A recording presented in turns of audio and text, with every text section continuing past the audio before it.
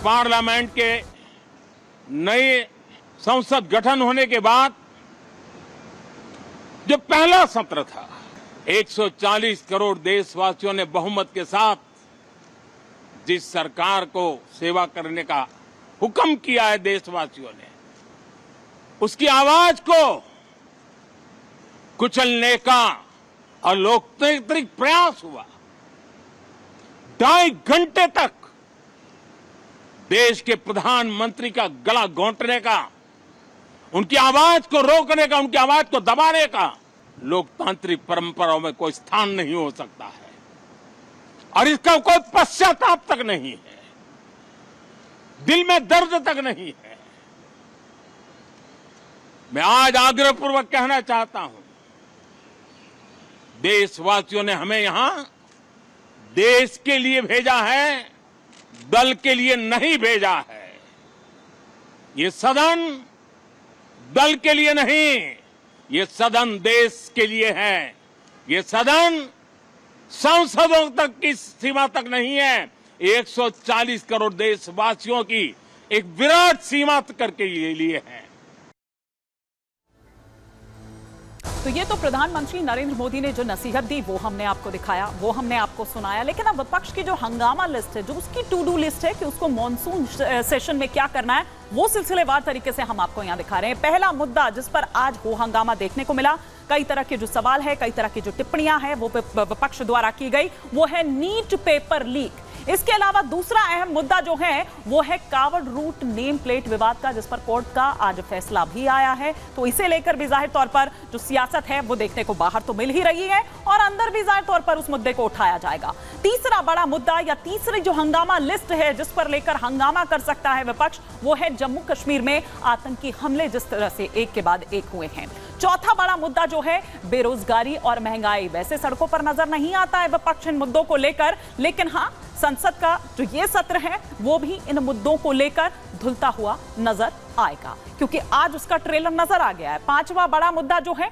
लोकसभा का deputy speaker, जिसको छोड़ने के मूड में यहां नजर नहीं आता है विपक्ष। वहीं साथ ही साथ एक अहम मुद्दा जिसको लगातार वो उठाते आ रहे हैं, पिछले सत्र में भी हमने देखा, मणिपुर में जारी हिंसा। मणिपुर का जो मुद्दा है उससे उठाता हुआ विपक्ष नजर आएगा और उस पर हो हंगामा करता हुआ नजर आएगा। इसी पर और विस्तार से बातचीत हम करते हैं, जानकारी लेते हैं। हमारे सहयोगी अनूप इस वक्त हमारे साथ जुड़ चुके हैं। अनूप, आज से मॉनसून सेशन शुरू हो गया है, लेकिन आज पहले दिन ही नजर आ गया है कि किस तरह से रहने वाला है ये मॉनसून सेशन। हालांकि छोटा होता है, लेकिन ये विपक्ष की टू डू लिस्ट है जिस पर वो हंगामा करेगा।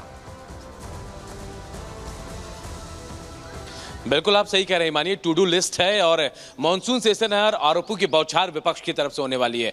अब बिल्कुल आज इसका एक ट्रेलर देखने को मिल गया और आज से जब 12 अगस्त तक ये सेशन चलेगा, कल जहां बजट सत्र, कल बजट पेश किया जाएगा, तो इस दौरान जो भी दिन आएंगे आप देखिएगा विपक्ष सिर्फ और सिर्फ हंगामा खड़ा करना चाहता है। आज बहुत विनम्र तरीके से प्रधानमंत्री नरेंद्र मोदी ने तमाम सांसदों से आग्रह किया था कि बहुत सारे सांसद ऐसे हैं जो पहली बार यहां पहुंचे हैं, उनसे आग्रह करेंगे कि वो अपने प्रदेश के, अपने क्षेत्र की बात सामने रखेंगे। लेकिन कई जगह की जो समस्याएं हैं वो इसलिए नहीं आ पाती है सदन पर, पटल पर इसलिए नहीं आ पाती क्योंकि विपक्ष सिर्फ हंगामा करता है। आज आपने देखा राहुल गांधी से लेकर अखिलेश यादव से लेकर तमाम विपक्षी नेता एक सुर से विरोध करते रहे। जवाब उनको मिल रहा था, नीट मामले में धर्मेंद्र प्रधान जो है मंत्री, शिक्षा मंत्री, वो जवाब दे रहे थे, लेकिन उस जवाब से संतुष्ट होता विपक्ष नजर नहीं आ रहा था। इसके अलावा जब भी कोई मुद्दा आ रहा था, जब भी सत्ता पक्ष के लोग कोई बोलने की कोशिश कर रहे थे, कहीं ना कहीं विपक्ष का वो शोर शराबा देखने को मिला। इससे साफ जाहिर हो गया कि 12 अगस्त तक टू डू लिस्ट जो पहले से विपक्ष ने तैयार कर रखी है, उसी लिस्ट के जरिए विपक्ष काम करेगा, हंगामा करेगा और सदन को बाधित करने का काम करेगा।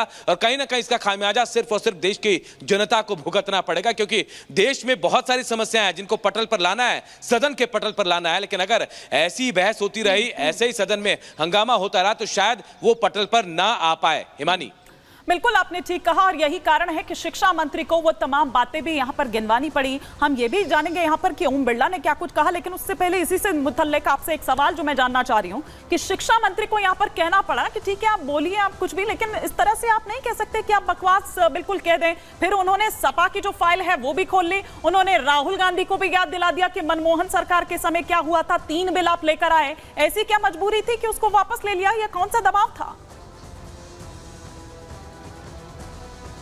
देखिए, हर सवाल का जवाब धर्मेंद्र प्रधान ने दिया था और जो बात उन्होंने कही उसमें एक बहुत अच्छी बात यह थी कि पेपर लीक सिर्फ अभी नहीं हुआ, पेपर लीक पहले भी हुए थे, पूर्व की कांग्रेस की सरकार में भी हुए थे और जहां प्रदेश में परीक्षाएं होती हैं, राज्य सरकार की परीक्षाएं होती हैं, उनको भी गिनाया कि अगर सबको इससे जोड़ा जाए तो भविष्य अंधकार में चला जाएगा छात्रों का। और बहुत बड़ी बात यह कही कि अगर वहां भी जांच की जाए तो मामला कुछ और निकलेगा।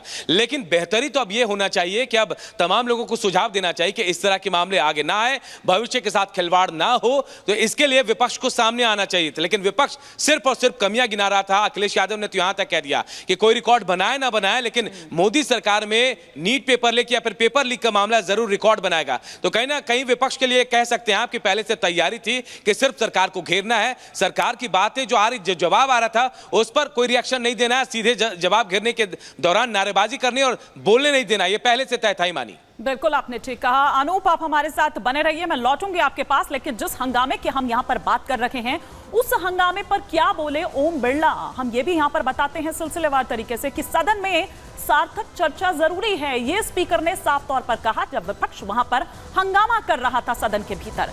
पिछली सरकारों में भी पेपर लीक हुए हैं, ऐसा नहीं है कि पहली बार ये पेपर लीक हो रहे होंगे।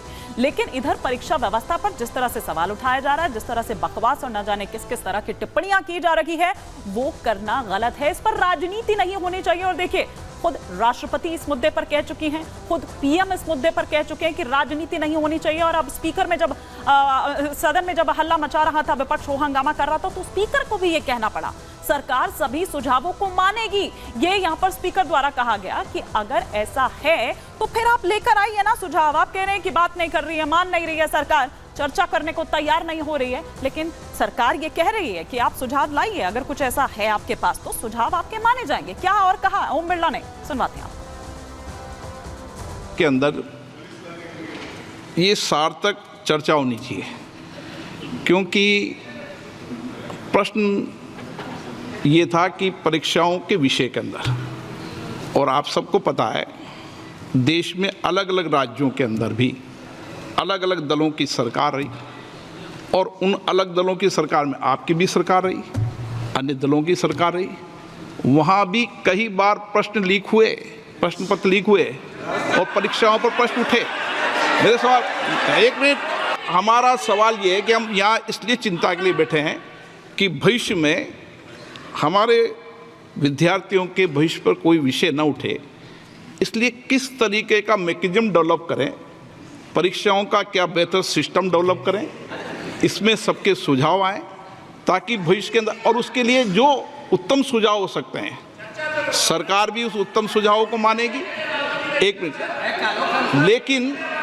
लेकिन हम अगर सारे परीक्षाओं पर सवाल उठाएंगे तो कई राज्यों में कई दलों की सरकार है जो परीक्षाएं आयोजित करती रहती है। हम सारी परीक्षाओं पर सवाल उठाएंगे तो जो बच्चे उत्तीर्ण होते हैं उनके भविष्य पर और भारत की परीक्षाओं पर, भारत की शिक्षण व्यवस्थाओं पर, पूरे विश्व में एक बहुत गंभीर असर पड़ेगा, जो सदन की चिंता का विषय है।